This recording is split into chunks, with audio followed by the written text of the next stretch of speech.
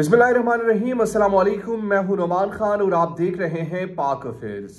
नाज़रीन किराम, पाकिस्तान में बढ़ती हुई सियासी कशीदगी और इस बढ़ती हुई सियासी कशीदगी में बड़ी अहम डेवलपमेंट सामने आ रही हैं। नजम सेठी ने एक खबर दी है कि सदर आरिफ अलवी ने एक अहम शख्सियत जिनका ताल्लुक रावलपिंडी से है उनसे मुलाकात हुई है। अगले 15 दिन अहम क्यों हैं? इस मुलाकात के बाद सदर आरिफ अलवी वजीर आजम साबिक वजीर आजम इमरान खान से मिले और कुछ चीज़ें पक रही हैं, कुछ चीज़ें सामने आ रही हैं, कुछ चीज़ों के बारे में पेशन गोइयाँ की जा रही हैं कि इलेक्शंस इसमें सर फहरिस्त है। फिर अगर इलेक्शन नहीं हुए तो इमरान खान के एहतजाज को कैसे काउंटर करना है। तो ये बहुत सारी चीज़ें अभी डिस्कस किए जा रहे हैं और अगले 15 दिन इंतहाई अहम करार दिए जा रहे हैं। यानी 14 मई से कबल ही मामलात जो है वो या सुधारने की कोशिश की जाएगी, अगर नहीं सुधरेगी तो यकीनन फिर मामलात इंतहा की बिगाड़ पर जाएगी और ये वो बिगाड़ होगी कि जिससे शायद फिर मुड़ना आसान नहीं होगा किसी भी सियासी जमात के लिए। बहरहाल वो खबर क्या है, सदर आरिफ अलवी की मुलाकात में क्या कुछ हुआ, उसको डिस्कस करने से कबल फवाद चौधरी ने बड़ा अहम स्टेटमेंट दिया है। कल चूंकि आपको मालूम है कि साबिक वजीर आजम इमरान खान ने अपने तकरीर में एक ऐसे शख्स का नाम लिया जो कि हम मिलिट्री से ताल्लुक रखते हैं और उनको मुर्द इल्जाम ठहराया। लेकिन इस पर फवाद चौधरी समेत बहुत सारे ऐसे रहनुमा हैं जो कि नाला भी हैं और परेशान भी हैं, क्योंकि हर कोई शायद उतना दिलेर नहीं, शायद उससे जिस कदर इमरान खान बात करते हैं या नाम लेते हैं तो दूसरे जो पाकिस्तान तहरीक इंसाफ के रहनुमाए वो इससे कतराते हैं। कुछ अनासिर इमरान और एस्टेब्लिशमेंट के कानों में जहर घोल रहे हैं। ये फवाद चौधरी का स्टेटमेंट है। यानी अब इस स्टेटमेंट का आप अंदाजा लगा लीजिए कि कल इमरान खान ने जो बयान दिया उस बयान के तनाजुर में यह स्टेटमेंट है। फवाद चौधरी ने कहा कि पीटीआई के सीनियर रहनुमा फवाद चौधरी ने एक बार फिर मुखालफिन पर कड़ी तनकीद की। उन्होंने कहा कुछ अनासिर पार्टी क़यादत और साथ साथ मिलिट्री एस्टेब्लिशमेंट को गलत मालूमात फराहम कर रहे हैं। यानी एक तरफ वो पाकिस्तान तहरीक इंसाफ को भी और दूसरी तरफ एस्टेब्लिशमेंट को भी गलत मालूमात फराहम कर रहे हैं। वो गलत मालूमात किया है ताकि दोनों के दरमियान खलीज पैदा की जा सके, दोनों के दरमियान दूरी पैदा की जा सके। फवाद चौधरी का यह कहना है। एक तरफ इमरान खान से कहा जा रहा है कि फौजी एस्टेब्लिशमेंट से कुछ लोग मारने की आपकी साजिश हो रही है, जबकि एस्टेब्लिशमेंट के अहम खिलाड़ियों को यह गलत मालूमात फराहम की जा रही है कि जैसे ही इमरान खान इक्तदार में आएगा तो इन्हें ओहदों से हटा दिया जाएगा।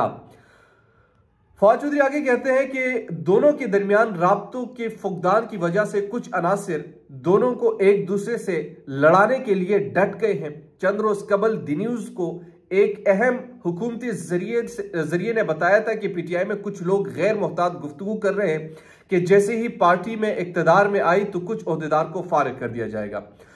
नुमाइंदे से फवाद चौधरी से बातचीत करते हुए यह सवाल किया कि आया पार्टी में किसी भी आला सतह पर ऐसी गुफ्तगू हो रही है, जिस पर फवाद चौधरी ने बताया कि यह सवाल इनसे पहले भी कुछ दीगर लोगों की तरफ से पूछा जा चुका है, लेकिन यह बात बेबुनियाद और गलत है।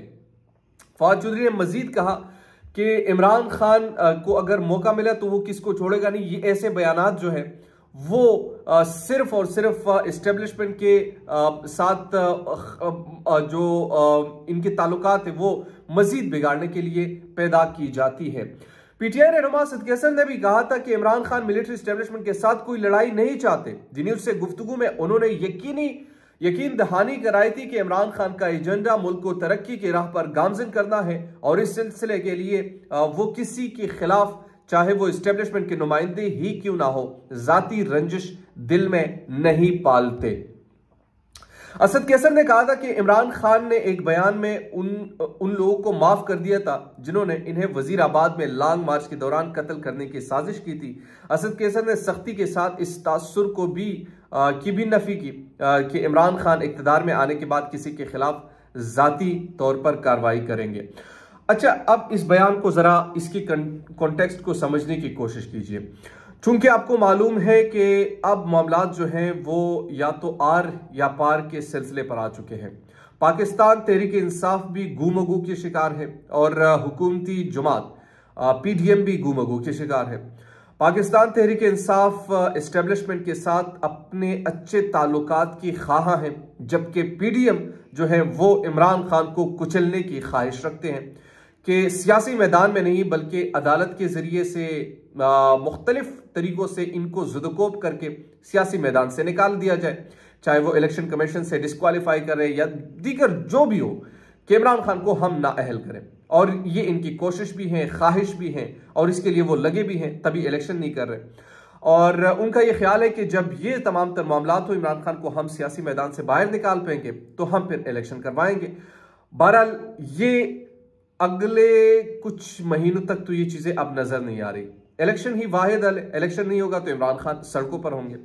अब जो कल अपने प्रोग्राम में नजम सेठी साहब ने गुफ्तगू की और उन जो कि 24 न्यूज़ पर वो शेयर भी हुई, उनका ये कहना था कि इमरान खान की जो सदर आरिफ अलवी की एक मुलाकात हुई है और वो मुलाकात जो है वो एक अहम शख्सियत से हुई है।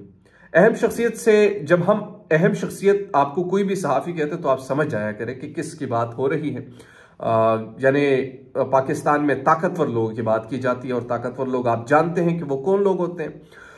तो उन ताकतवरों के साथ एक मुलाकात हुई है और उस मुलाकात में उन्होंने बहुत सारी चीज़ों को डिस्कस किया। यानी इमरान खान के हवाले से जो उनकी लेटेस्ट स्टेटमेंट्स है, उनकी लेटेस्ट मूव्स है, इलेक्शंस के हवाले से बहुत सारी चीज़ों पर बहस हुई।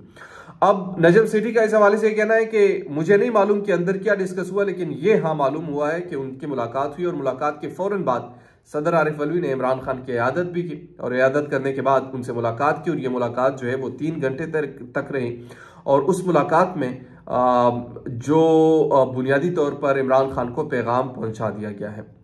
अब पैगाम रसानी का जो या पैगाम में किया था, क्या इमरान खान के लिए कोई डील है, कोई दूसरी चीज़ें हैं, इसका भी खुलकर नजम सेठी ने नहीं बताया, लेकिन ये बातें उन्होंने की। फिर जब मैंने उस क्लिप पर तहकीक किया कि जनाब ये नजम सेठी तो आजकल चेयरमैन पाकिस्तान क्रिकेट बोर्ड है, तो ये प्रोग्राम में कैसे आई? ये 6 माह पुराना एक क्लिप है जो कि 24 न्यूज़ ने, उनकी बददियानती आप देखिए कि अभी अपने व्यूवर्स के साथ किस कदर बददियानती कर रहे हैं, वो उनने कल शेयर किया और वो धड़ाधड़ वायरल भी है और लोग उसको गलत रंग भी दे रहे हैं। तो मैंने सोचा कि आपके सामने वो रख भी दूं और बता भी दूं कि यार इस क्लिप की हकीकत क्या है। और कुछ लोग जाहिर सी बातें नहीं समझ रहे थे, तो मैंने सोचा कि इस पर इसलिए ज़रूरी है ताकि लोग लेटेस्ट जो इस वक्त खबरें आ रही है इसके साथ जोड़ने की कोशिश करें कि शायद ये कल परसों मुलाकात हुई। मेरी इंफॉर्मेशन के मुताबिक अब जो पिछले 5-6 दिनों के दौरान कोई मुलाकात ऐसी नहीं हुई सदर आरिफ अलवी की। ये जो क्लिप आप देख रहे थे ये बिल्कुल ही एक 6 माह पुराना क्लिप है, तकरीबन 7 माह पुराना क्लिप है, जब इमरान खान अपना लॉन्ग मार्च अनाउंस नहीं कर चुके थे या अनाउंस कर चुके थे, हाँ उस वक्त का क्लिप है। बहरहाल ये आज की अहम डेवलपमेंट्स थी जो मैंने आपके सामने रखी। उम्मीद करता हूँ कि आपको वीडियो पसंद आई होगी। अगर अभी तक आपने हमारे चैनल को सब्सक्राइब नहीं किया तो काइंडली डू सब्सक्राइब और चैनल। दीजिए नौमान खान को इजाज़त। अल्लाह निगहबान।